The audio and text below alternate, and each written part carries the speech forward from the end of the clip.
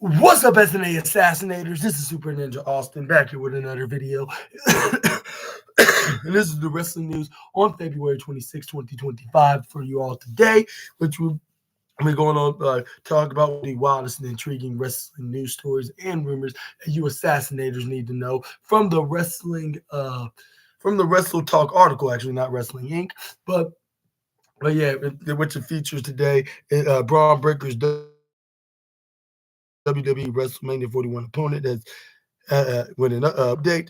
And WWE Hall of Famer confirms a SmackDown appearance and released a WWE tag team joining AEW in the very intriguing questions. And Ricky Saints give an emotional response to NXT debut. AEW's Chris Jericho files trademark for a name of a new move. And CM Punk and Cody Rhodes commented on Ricky Saints' debut in WWE, and plus much more. And please make sure to hit the subscribe button and the post notification bell for more daily wrestling news videos and also some an occasional movie and the movie and animation news that I do weekly, which is on my other channel. You can make sure to subscribe onto that at SNA Entertainment. Well, the username is SNA The Entertainer 2019, but the main channel name is SNA Entertainment.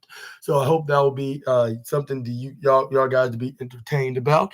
But let's get started on the first news story. As Braun Breaker, WrestleMania 41 opponent, has been updated. And we finally had an update has emerged. Finally had an update that finally emerged, on current plans for Intercontinental Champion, current champ. Let me rephrase that. Braun Breaker at WWE WrestleMania 41. Breaker doesn't have a clear opponent. For Mania as of yet, but has teased matches with several different Raw stars, in recent weeks. And it says right here, those potential teased matches include Penta, AJ Styles, Finn Balor, and even a returning Sheamus.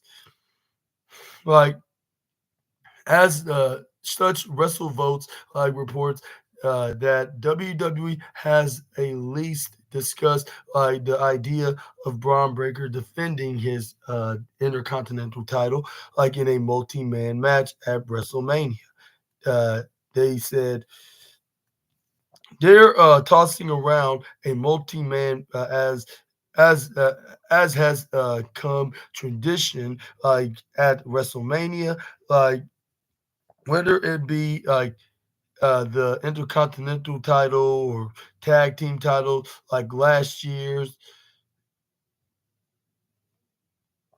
And I'd be surprised if it wasn't like a multi-man type of a match.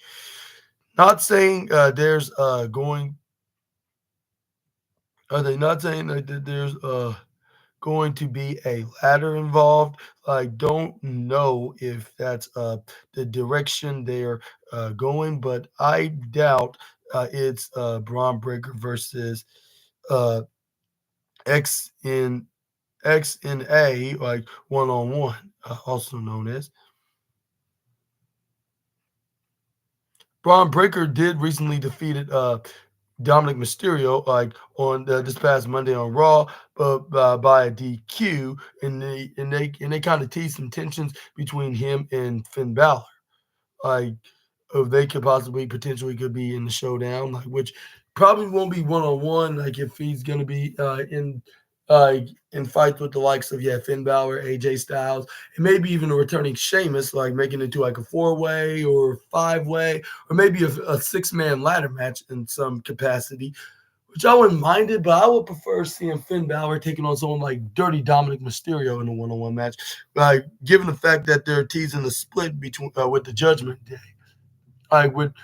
With Finn Balor and Dirty Dominic, you keep going at it week after week after week. It's only just a matter of time when they're going to break up. But But let me know in the comments down below. And it don't seem like they confirmed any Intercontinental Championship match this past uh what's got this past Monday on Raw, like which it has me concerned about like is Braun Breaker gonna be taking on AJ Styles? Hopefully, like if he is gonna be involved, let's hope it will be like at least a triple threat match between them two and Sheamus, the returning Sheamus.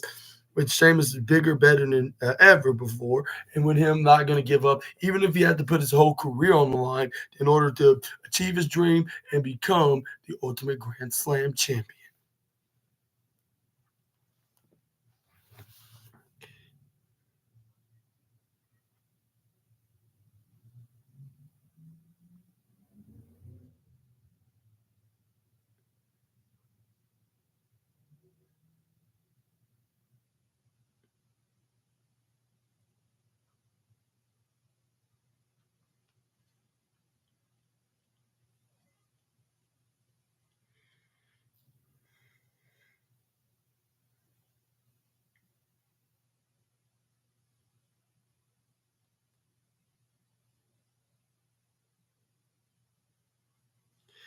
And next up, we got a WWE Hall of Famer confirmed for this Friday SmackDown, which is the go home show before Elimination Chamber. A WWE Hall of Famer has confirmed their appearance, like on this Friday's SmackDown, like in Toronto, Ontario, Canada, like on February 28th, like 2025. This Saturday's uh, Elimination Chamber, like premium live event, like like which is going to be taking place on March 1st, 2025, in the same city. Will see four matches take place at Toronto's Rogers Center, like including like the return of a WWE Hall of Famer in particular, and the beloved Toronto native herself, and that is the Stratus faction herself, Trish Stratus. And it says right here, like Stratus will team with the current WWE Women's Champion Tiffany Stratton to take on Nia Jackson, Candice LeRae in a very already ovational tag team match. Like, but that won't be her only appearance in Toronto this weekend. Like the night before, like Elimination Chamber, like WWE heads to Toronto's Scotia Bank Arena, like for Friday Night SmackDown, and the fans attending like the event will be treated like to in a pre an appearance by the former seven-time women's champion. Announcing the news like on Twitter, Stratus wrote, "See you in Toronto," and exciting explanations like WWE SmackDown, like yeah, like at WWE's TKO groups like this Friday at the Scotia Bank Arena. Stratus like last competed at the 2025 Royal Rumble in Indianapolis. Like, but Saturday's tag team match will be Stratus's first traditional WWE bout since her steel cage match against Becky Lynch at Payback 2023, which is almost like 2 years ago. Which is like only a year and a half now. Like because it was not near like September, October. I believe it was October. Like, but depending on what's the showdown, like depending on what day was the showdown. But anyways, it says two matches have also been announced for Friday's SmackDown.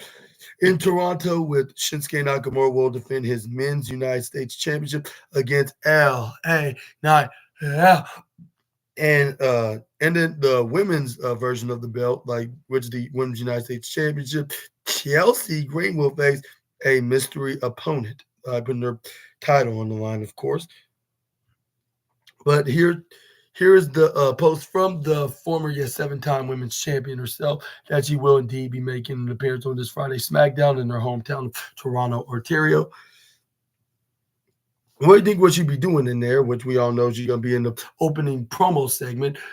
And unless if she's going to be like in some kind of a angle, like in a segment with Candice and Nia Jax, for the aid of Tiffany Stratton in a way.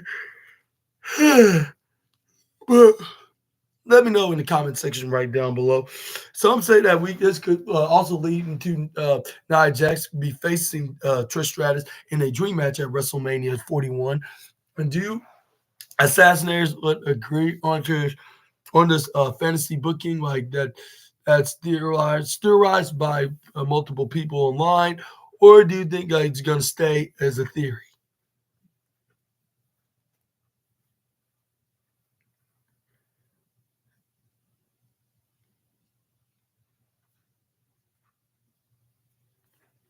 But anyways,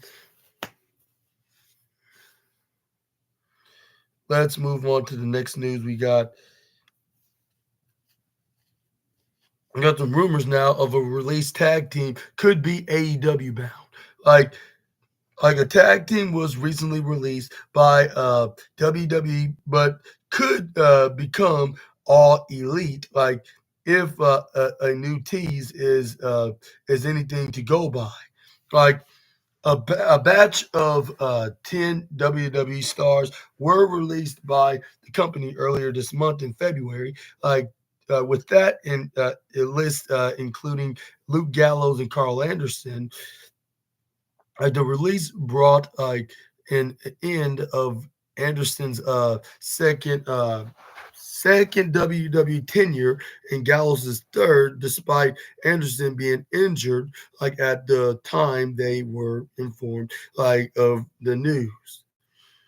They were both like previously like released in April 2020 after signing in 2016. Like in between that release and in their return like to WWE in 2022, they spent like a period of time on AEW television in 2021. When AEW was partnering with TNA at the time when it was known as just Impact Wrestling before they went back to their TNA roots. But anyways, like in AEW, they formed like a group known as the Elite, the Super Elite. No, not just the Elite, because that only has like Kenny Omega, the Young Bucks, and sometimes Hangman Adam Page. But yeah. But yeah, they were known as the Super Elite back in that year of 21, like alongside the Young Bucks and Kenny Omega, playing off the fact of we're all previously members of the Bullet Club, next to AJ Styles, of course. But anyways, it says right here.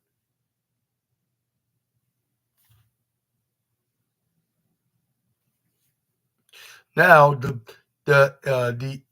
now Anderson and Gallows about to be free agents, given the AEW run they had. There's been natural speculation from fans that they could join All Elite Wrestling on a full-time basis soon. There's now another reason to believe that might be the case, thanks to the Young Bucks' Nicholas Jackson. As you can see below, Jackson posted a photo with his brother Matt and AJ Styles, Luke Gallows, and Carl Anderson posing together many years ago when there was their time as the Bullet Club. As you can see right here from their time in New Japan Pro Wrestling. From Nicholas' Instagram story that they were posting together back like years ago, like maybe over a decade ago, like if I'm being completely honest.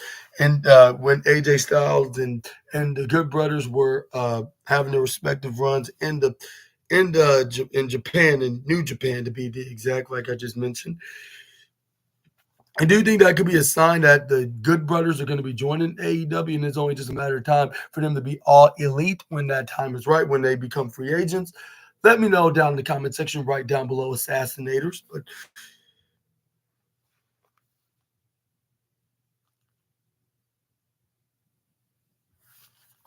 let's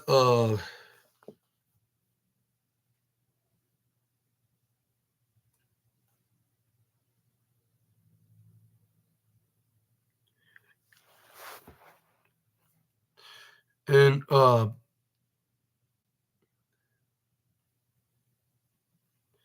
moving on, we got Ricky Saints give an emotional response to WWE NXT WWE NXT debut. Like WWE's latest signee is none other than the absolute Ricky Saints, also FKA Ricky Starks, like has given an emotional response to in-ring NXT debut after signing his official WWE contract. Like last week, like Ricky Saints made his debut in the in the tag team main event on last night's NXT on February 25th, which y'all all know I made a review on, by the way. But anyways, teaming with Javon Evans, taking on Wesley and Ethan Page. It says the former AEW star's first match of his WWE career would prove to be a successful one, which I did said like last night. Like this is the like if like they did a very successful job like with him making his official WWE debut and having a WWE career thus far. Like, but but would prove to be successful one. Like as Saints picked up the win for his team, courtesy of a was that a Rochambeau to Wesley. Like after the match, like Saints caught up with WWE's uh, backstage reporter Sarah Schreiber, like for a digital exclusive backstage interview, calling the experience a fever dream that he never wishes to wake from. When asked about the reaction like he received from the NXT fans in Cincinnati. Like this is what Saints had to say in response. Wild, absolute wild. Or absolutely wild. Like you know my story isn't like that, not told. Like as they say, it's pretty well known, like at this point, like and I think like I overcame like a lot of things like just to make it in this moment. My first time that I came here, I didn't know what I was going to expect. The second time I showed up at NXT, like didn't know what to expect, but this time like was different. I knew like what was going to happen. Old Ricky never died. Like while I thought I put him to bed, guess what? In in big questions that's easily to explain. Like he woke up like on his own, like 2 feet, like and he was ready to go, like energized, charged up, like a 100% iPhone battery. Like like what I'm saying, and in the exciting questions that also can be answered. Like if there was ever any doubt about me, like tonight proved otherwise. If you have been like sleeping on me for the past 14 years, like we might as well call you a temper temper Tempur-Pedic if you're a Tempur-Pedic mattress. Like one thing's for certain. I always show up, and show out. I deliver every time. I I thought tonight was probably more appreciate for where I'm at in my life, and I am an emotional man. I'm not afraid to admit that, but tonight felt like a fever dream that I don't ever wish to wake up from. Saints would then reiterate a statement from his promo on last week's NXT, February 18th, stating that he wants to be the man on NXT and is honored to be a part of it. A visibly emotional Saints then referred to his debut as a love letter, to all the people that rode for him, throughout his career. He added, I don't think that I ever envisioned my life ending up this way. But damn, at least I can freaking say that I made it though made it through every sugar honey iced tea that was out there. And I'm sorry for curse for sorry to I'm sorry to curse. I mean but I made it through. I stood there with my head held high, and my chest pumped out like a certain Brahma bull, because I knew what I wanted, and I knew who was and who I was, and that will never change, and there will be no man nor woman that makes me forget that. Tonight was a love letter, to all the people that wrote for uh for me, and most importantly, tonight was a memory, reminder, should I say, to the old Ricky, and more of a letter of what to come, to the new Ricky, and the future Ricky, and I think you'll like that guy too as well. Like, and you can check out the video right here down below if you want to watch the format on the article here at Wrestle Talk. And during then yeah during the NXT main event, Corey Graves had shared comments from CM Punk and Cody Rhodes about Ricky Saints, which I think that's up next.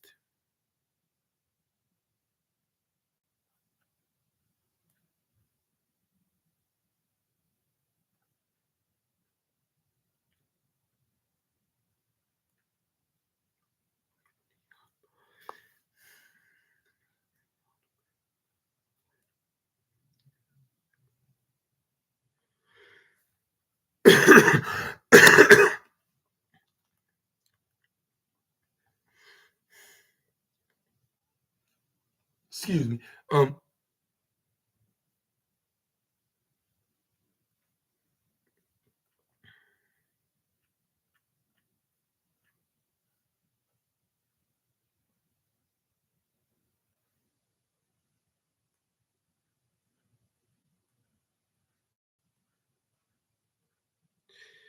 Yeah, next up we got both CM Punk and Cody Rhodes, two former fellow AEW stars of Ricky Saints, comments on to the Absolute Stars arrival to the Stanford-based company. And it says right here, CM Punk and Cody Rhodes have commented on fellow former AEW star Ricky Starks, like now going by the name Ricky Saints, like joining WWE. Saints like got this start like in AEW during the pandemic via Cody Rhodes TNT Championship Open Challenge. Like from there, they went like on to become close friends, and Saints having like been like spotted like supporting Cody Rhodes like at WWE show of the show on more than one occasion. Like a couple of years later, when AEW debuted, like its Collision show, headed like up by CM Punk, like hand handpicked Saints to be one of his one of the stars that how like of that show, like with Saints ultimately being Punk's last feud in AEW, with Saints like making his official WWE NXT in ring debut last night. Like Corey Graves on commentary, well, without mentioning AEW, I I noted that Saints had been a protege of both Rhodes and Punk prior to joining WWG.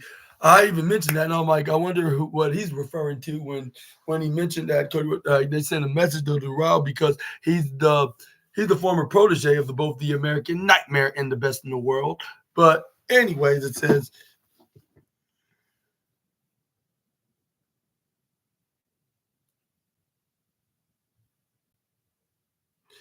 but Graves then said he'd contact both Rhodes and Punk for their thoughts on Saints, like with Rhodes responding by saying, Ricky is a maverick, like in every sense of the world, or any sense of the word, I mean, without the L, like, and the most naturally gifted wrestler since Barry Windham. Ricky is the most uh, trusted and perhaps only friend left. Meanwhile, according to Graves, Punk said, Ricky has a natural swagger that most superstars spend their entire life changing or chasing. I mean, chasing. But anyways, Saints picked up like the win in his NXT debut as he and Javon Evans defeated Wesley and Ethan Page in the tag team match, although it essentially became like a singles match, like between Saints and Lee after Evans and Page like fought off into the audience. What are your thoughts on Cody Rhodes' message and CM Punk's message, like considering that this is both their protege from the other company, which I mentioned that I'm not going to mention it there, but I will mention it here because I'm talking about everything in all of wrestling, like what if it's from WWE, AEW, TNA, New Japan Pro Wrestling, CMLL, you name it. Like I'm going to talk about it here on the SNA podcast. And I'll tell you, thanks to WWE and AEW, I'm going to be talking about, yeah, their partner companies, of course, because if it has any, especially if it has anything to do with WWE or AEW, respectively. But then again, I should be starting to watch TNA again, and maybe I should give CMLL and New Japan Pro Wrestling a try as well. And yeah, like yeah, perhaps. I mean, the closest I got to watching New Japan was the crossover with AEW over in Tokyo Dome with the likes of Kenny Omega taking on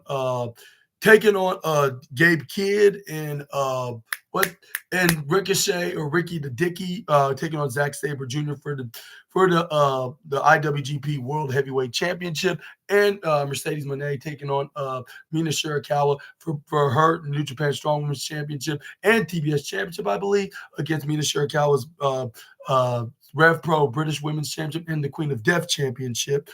But anyways, yeah, like that's probably the closest I watched to NJPW. Like with that review, and I reviewed it like on January, which I'm gonna keep talking about, and like until it's the last day being on the earth, because like because that was a really great show. Like just like WrestleMania last year. Hopefully AEW all ends like that. And same with WrestleMania this year, with your boy SNA is going to be talking about that as well. But anyways, yeah, let's move on to the next news. Let's talk about. But yeah, let me know down in the comment section right down below. And do you think that we'll see Ricky Saints is going to be working with Cody and CM Punk as soon as he gets called up to the main roster? I'm gonna say give it about a year, and he's going to be called up to either Raw or SmackDown, depending on which brand is either Cody Rhodes or CM Punk's going to be on. If they're going to be in opposite brands, like one's on Raw, the other's on SmackDown, or if both's on the same brand, whether if it's on Friday nights or Monday nights. Moving on forward, we got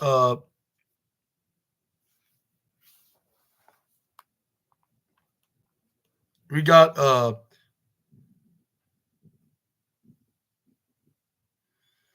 WWE star signs with a notable talent agency. And it says right here, a multi-time former WWE champion has become the latest name to sign with Paradigm Talent Agency. And it says like the last with the last year, several top WWE stars like signed with Paradigm for representation, like in endeavors in Hollywood, like and beyond. And it says right here, boasting a client like list of like that's involved the likes of CM Punk, Damian Priest, Liv Morgan, Drew McIntyre, Montez Ford, Natalia, Jay Cargill, Alexa Bliss, and even the current WWE Women's Champion Tiffany Stratton has been latest members and from the WWE standpoint of joining Paradigm, like and they has now officially added Sheamus into the ranks into those names according to Deadline. Across like his glittering WWE career, the Celtic Warrior like has captured like almost like every championship like available to him like on a several occasions, as well as winning the 2012 Royal Rumble and winning the Money in the Bank in Money in the Bank in 2015, 3 years later, and then a few years before then, like we got him winning the 2011 King of the Ring, or was it 2010? Either way, like he won the King of the Ring as well. He won every single title except for the Intercontinental Championship in particular, but that's a different story for a different day or a different time. Sheamus recently signed with a new 5-year contract with WWE, extending like his tenure in the company to over two decades of being like, which is going to likely be like when the next 4 years come, like if not before then. But anyways, and it says right here that let's see and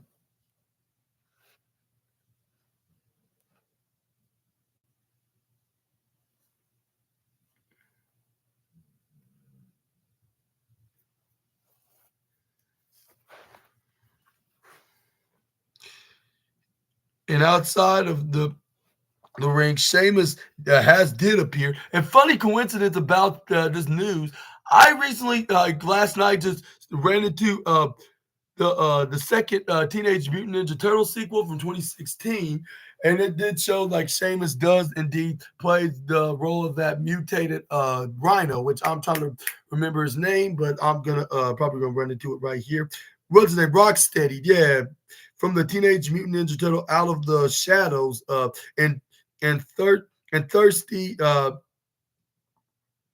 Thirsty, like in that movie back in 2016, and he's been in Buddy Games. He has also recently appeared on ESPN's College Game Day, like and NBC slash Peacock's coverage of the of the pre the the Premier League, the Premier League. I'm trying to pronounce it correctly. Why is it Premier League? Sound like if I'm fully Irish, like even though my just Irish, like the Celtic Warrior is, but at the same time, like I should not like have a strong accent if I'm not even just that culture. Anyways, like it says right here, last appearance like on WW TV like came in at the 2025 Royal Rumble where he was eliminated by Roman Reigns, like with almost a month passing without his presence, like on Raw. Sheamus recently took to social media to call out to call for WWE to bring him back to TV. And then we're gonna do it on this link on the full details on the matter. We're gonna report right now. But what's your thoughts on to the Celtic Warrior Sheamus being signed to Paradigm talent agency? And do you think you'll be in a late in another movie very very soon? If so, what movie do you think he's gonna be in that you might have in mind? Let me know down in the comment section right down below, Assassinators. But we're gonna be talking about about the absence of Sheamus, like with him caused to be brought back. And it looks and yeah, the last time, like we said, like the last time we saw Sheamus was back in February 1st, 2025. Since returning from an 8-month injury layoff, like between August 2023 and April 2024, like Sheamus has been a regular fixture, like on WWE, for the majority of the year of 2024. Like and been a regular fixture on the Raw brand so far, being in the feuds with the likes of Pete Dunne, Ludwig Kaiser, and most recently in current Intercontinental Champion Braun Breaker. Given the fact that he's trying to win his final title that he has yet to win, like to become an Ultimate Grand Slam champion, but. But this run led to him competing in the 2025 Royal Rumble, in which the entered like at number 9, like and lasted for over 15 minutes, like before being eliminated by Roman Reigns. Since his Royal Rumble appearance, however, the Celtic Warrior has not been seen back on WWE TV, with little update as to why he's been gone. Commenting like on his absence, like Sheamus took to Twitter on February 23rd, like and asked like to be brought back into the fold. Like accompanied by a image of himself delivering like 10 beats of the Bowdrin like to Chad Gable at the Royal Rumble. Like he wrote, like, who misses the banga after banga? Like in a very curious, exciting questions. Like, and he put a hashtag of bring back the feller. And in that case, I kind of did sound Irish right there. But anyways, Sheamus returned like to WWE. Like it says right here that Raw has not been announced for this Monday's show. Like as of the time like of writing, like however, we will provide like updates like on his next appearance, like as when they become available. But what are your thoughts on to the what's your thoughts on Sheamus begging to come back, and do you think he should be back on television very soon? Hopefully, anytime after Elimination Chamber, and I mean, like right before WrestleMania starts, especially if they go to the go tour on into Europe, like including Ireland, like they're gonna go to his home country. Like I wouldn't mind if they do bring him. They bring him back there, and maybe even put him in the showdown with Braun Breaker like one last time. But this time he'll probably get what he wants. It'll probably be like a Jey Uso moment when he faced Braun Breaker in his first reign with the Intercontinental title.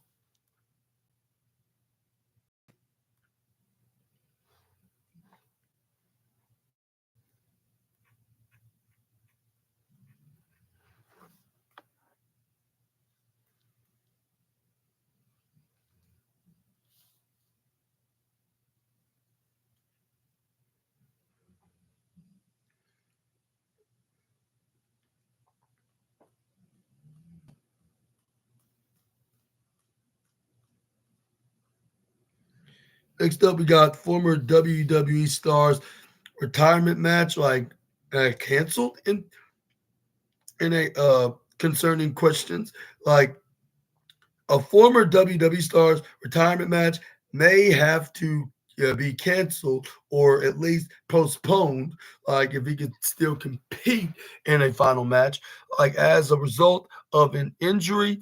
ECW legend Sabu is currently scheduled for a retirement match against former AEW star Joey Janela, like at GCW. Bring and Spring Break 9 during WrestleMania weekend in Las Vegas.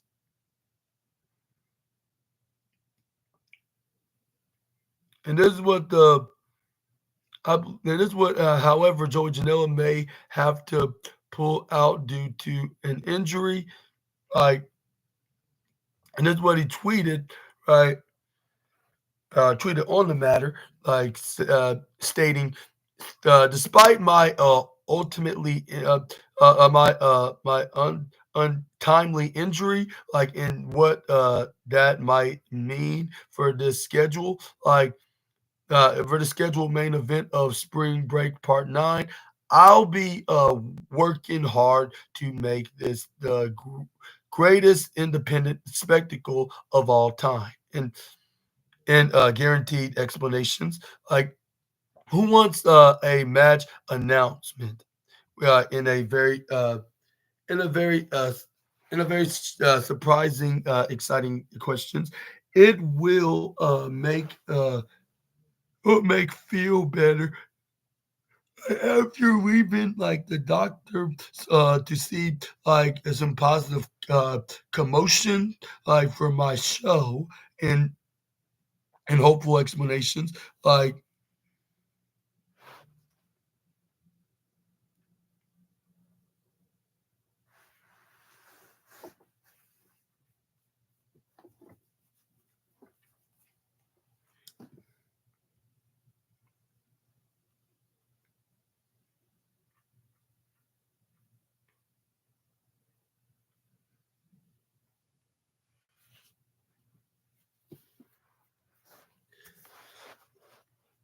what it says right here.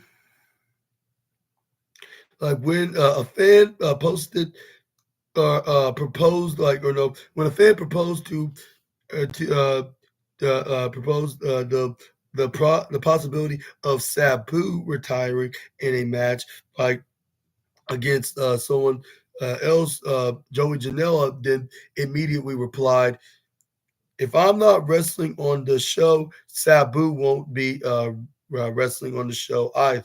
Like as simple as that. Like even if I'd have to create a new Joey Janela spectacle show for summer, that match belongs to me, and I don't deserve to have it taken from me. And that's understandable because this is like a pretty much of an independent dream match. Like for us, I'm not sure if I'm a full independent wrestling fan. I do admire some of the work that these independent wrestlers do put out there, like to make a name for himself, to join pro wrestling companies such as WWE, TNA, AEW, and others. But anyway, it says, I sacrificed too much not to be selfish this time, which he has a good point. Like He looks like the most selfless man in professional wrestling, which he is. But you don't deserve to have this dream match with Sabu, and hopefully he does get it, whether if it's sooner or later. But either way, like hopefully it feels better first because your health and and your well-being is more important than anything else, of course. But this Saturday at GCW, the uh, Coldest Winter 3, Janela will present Sabu with his Indie Wrestling Hall of Fame award, which he was planning to do at Spring Break Part 9.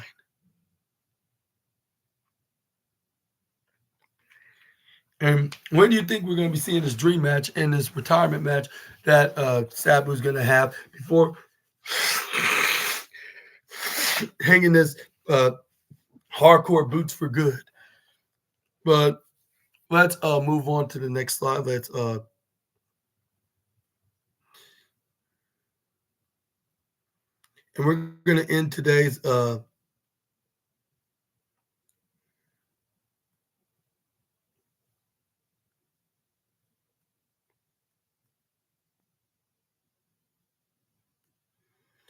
And we're going to end today's wrestling news video with some TNA wrestling stars to challenge for WWE championships at upcoming PLE, or a particular TNA wrestling star, like to challenge for a WWE championship at an upcoming event, a PLE, I should say.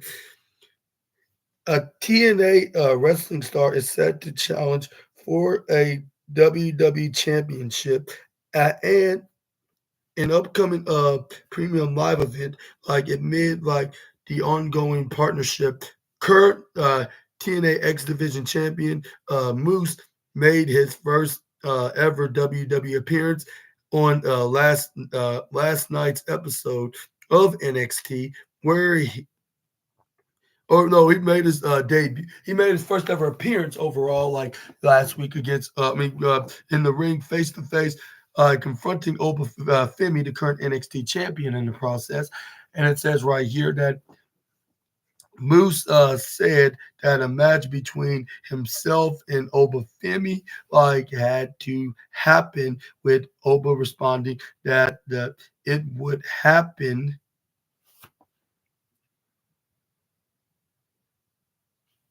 Oba would then show up on TNA Impact, following the segment where he fought off Moose and the System, with Oba said to team with the Hardys against Moose, Brian Myers, and Eddie Edwards of the System on the upcoming week's episode of TNA show. However, on last night's NXT show, Moose successfully defended his X Division title against Lexus King when Oba came to the ring, confronting Moose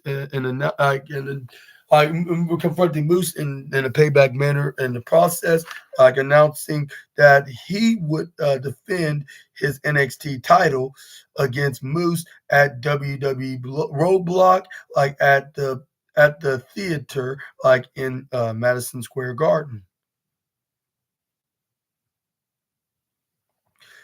A big champion versus champion match is seemingly also set for the show, which you can also see for a bonus news story right here down below.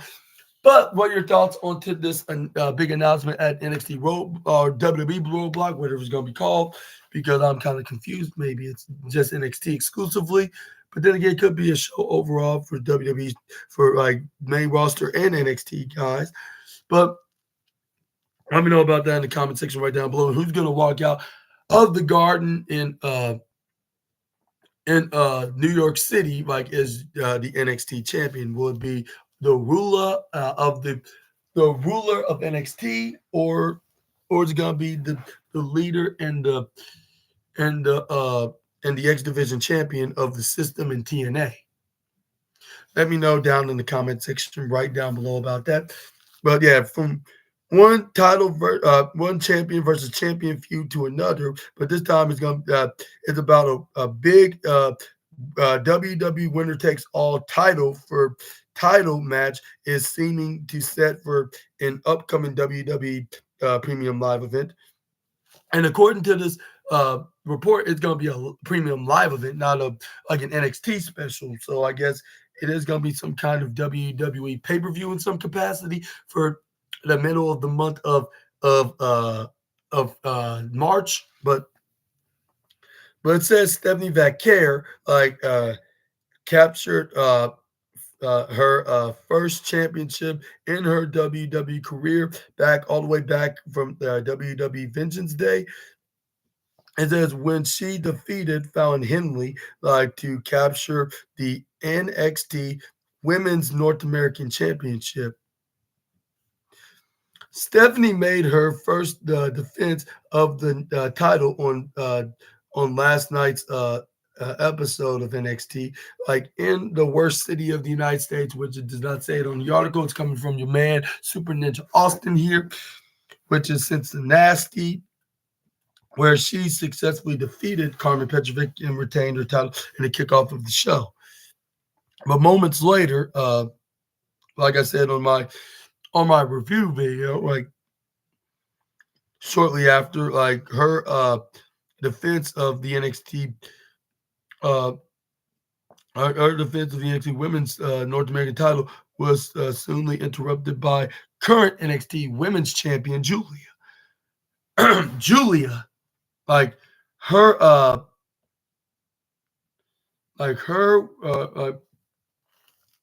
where she said that Stephanie isn't the best champion because she's holding the major women's championship in the division of NXT.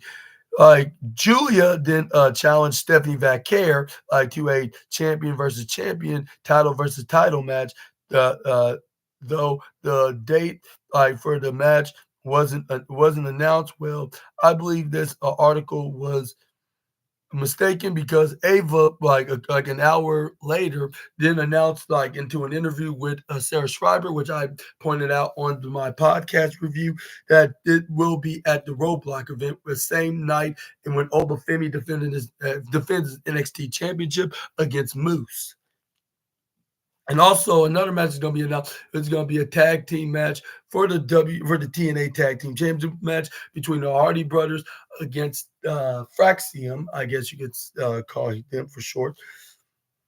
But the match will likely take place at the upcoming WWE Roadblock event at the theater in Madison Square Garden, which we all knew that, which still is a big mistake. But who do you think is going to win this match? And who you rooting for to walk out of the Garden as a 2-belt? And yeah, but the last time when Stephanie Vaquer had an opportunity to be double champions when it comes to singles championship gold, she lost her title in the process. And I wonder who was that to? Well, I'm gonna say it right now. It was back in Forbidden Door, from all the way back from June of 2024, and it was in a match against the CEO Mercedes Moné in AEW, and she was challenging her WWE. I'm not the WWE. It's not she wasn't the NXT Women's North American Championship yet. I mean the New Japan Strong Women's Championship, which I was surprised Vic Joseph even mentioned that on the show. But the reason why I didn't mention it on there because I was just trying to make it more different, trying to make it like if I was actually commentating for WWE, and when I do that, and I do the same with AEW with them on the other company. Like for those that are unaware, which I explained this plenty of times, but I thought I might give y'all a little bit of a reminder why I do not mention anything about AEW when I make my WWE reviews, and just to be funny about it, with WWE doing that, taking a dig at AEW, and then AEW takes a dig right back at the Stanford-based company. But yeah, But the last time that Stephanie Vaquero was in a winner takes all, she was unsuccessful and would be totally something totally different this time around. Like this time that she's in WWE rather than AEW, fighting for another women's championship that's on one of WWE's hottest brands right now. Let me know down in the comment section right down below. And I think that it will be.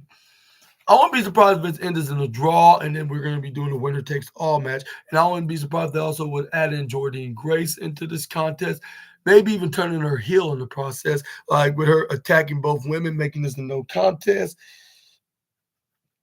Into like she wants all the gold, and this is where you're going to lead up into a stand and deliver contest. Well, that's only if like when she if she does have a match with Roxanne Perez earlier in the night, but which I feel that's gonna be the theory, like onto the road of stand and deliver. But let me know, assassinators, in the comments about that. And yes, sir, ma'am, this is the end of today's wrestling news, stories, and rumors that you assassinators need to know from the I'll say the Wrestle Talk article. And if any ask which one was my favorite one, if I had to pick one, it would probably have to be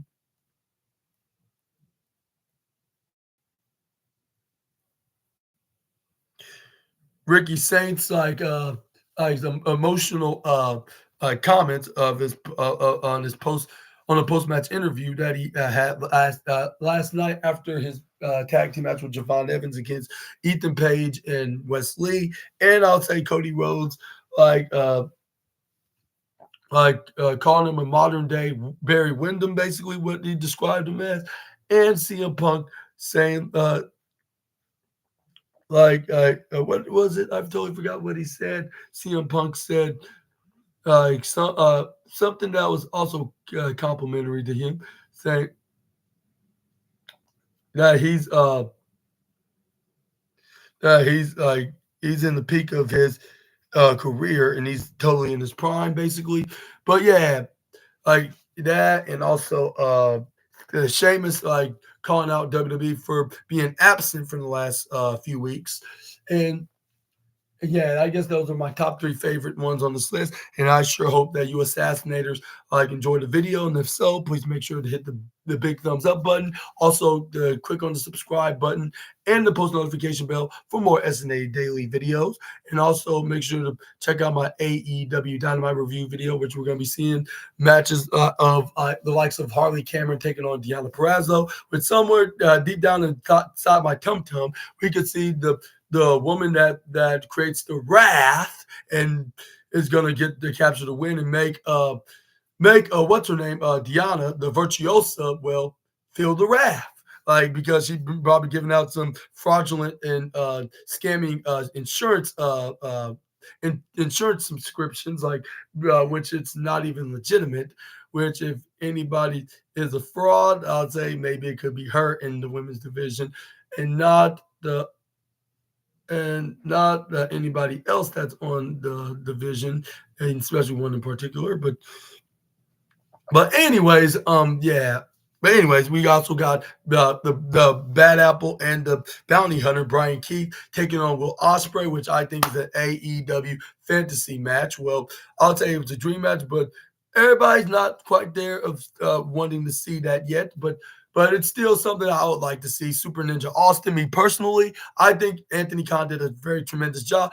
I'm not sure if there's any story into this other than maybe with Will Ospreay probably secretly disrespected Chris Jericho in the locker room backstage, and but I don't know that. But I'm trying to think of a theory. Why does Brian Keith or why they putting Brian Keith to face Will Ospreay, like someone that's in another level, which he said that for plenty of great reasons, and also we got but and or maybe Will Ospreay wants to face on like Brian Keith, or Anthony Khan just thought this was an opportunity of something that we could see, like maybe could be a championship worthy kind of contest in a future AEW pay-per-view, which I would be going all in for this, and no pun intended for their biggest pay-per-view of the year, but just saying like in general, like this should be a future title match that Anthony should consider getting into.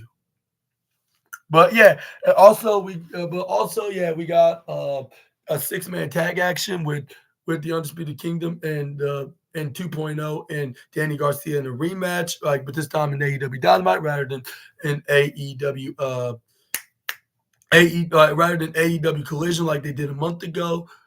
And some tells me this time, maybe just maybe, we'll be seeing Danny and his kayfabe father, Daddy Magic Man Bernard, and his uncle and his cool uncle, Cool Hand Ange, being the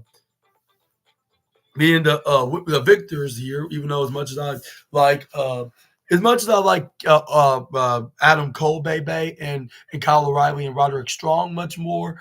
Like they already got a win from them, so it would be fair if they get a win, like to make this evenly, and then they'll be getting ready, looking forward to doing a rubber match down the line, which I would like that idea if they did so.